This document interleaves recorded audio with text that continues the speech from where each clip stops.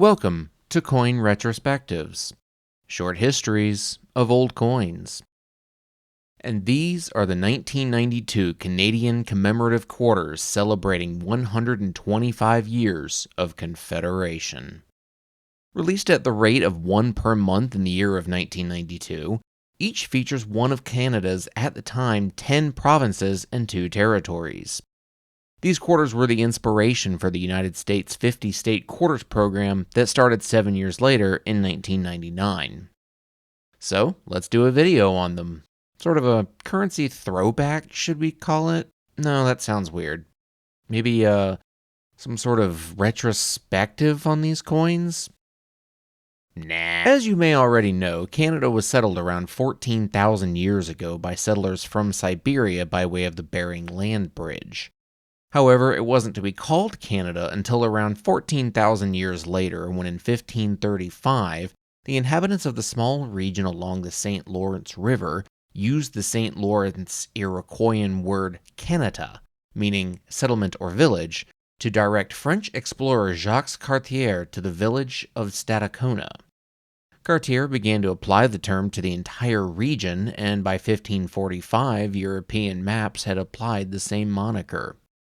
Canada stayed French for a couple of centuries before the 7 Years' War happened and the British set up shop after 1763. 64 years later, however, it was becoming clear that the UK could not retain possession of Canada. There were many different ideas and views as to exactly why, including arguments about taxes and personal rights, but I prefer the Occam's razor theory. Canada was simply too French.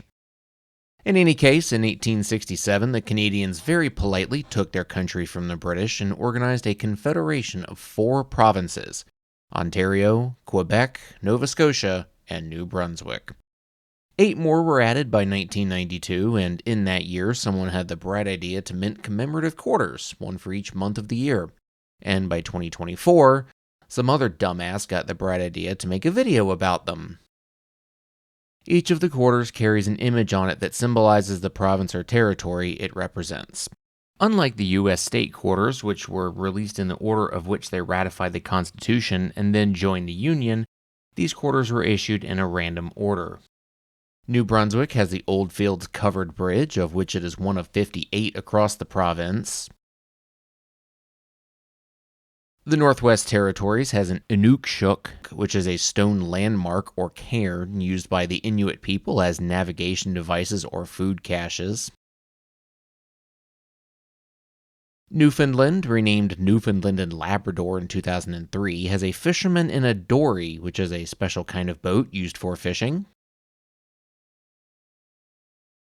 Manitoba has a fort belonging to the Hudson's Bay Company, which started trading in 1670 and helped explore much of Canada.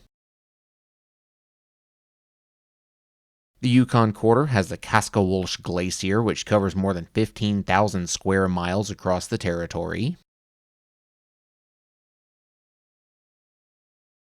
Alberta has their Badlands, from which the Royal Tyrrell Museum of Paleontology is based out of.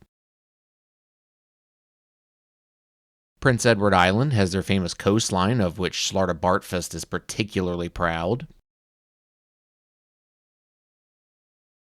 Ontario has a tree on the Canadian Shield, or the Laurentian Plateau.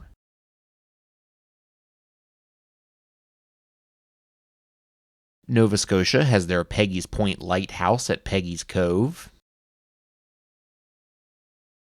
Quebec has sailboats at Percé Rock.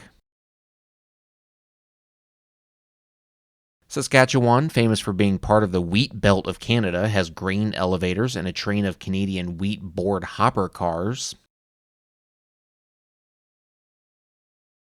British Columbia has an orca with the Coast Mountains in the background. And as for the 13th province or territory, Nunavut, founded in 1999, has their own special $2 coin featuring a native drum dancer. And on the other side of all of these coins, the standard portrait of Queen Elizabeth II sits with the dates of 1867 and 1992, and the DG Regina, or De Gratia Regina, Latin for by the grace of God, Queen, which does mean that some of these coins are trilingual because they have English, French, and Latin on them.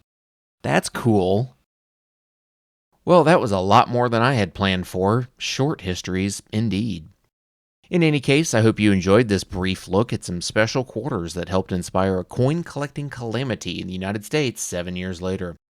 And as always, be sure to laissez vos 2 centimes dans les commentaires and have a great day.